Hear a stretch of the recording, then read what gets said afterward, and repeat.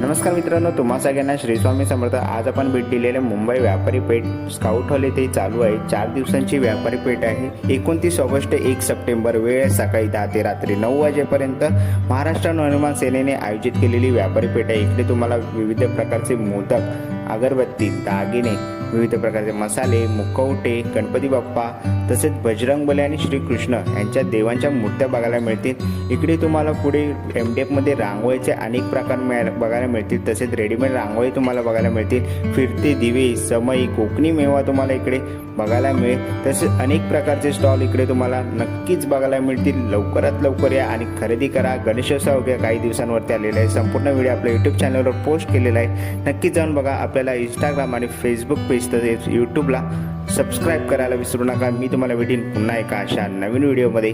तोपर्यंत bye bye, take care.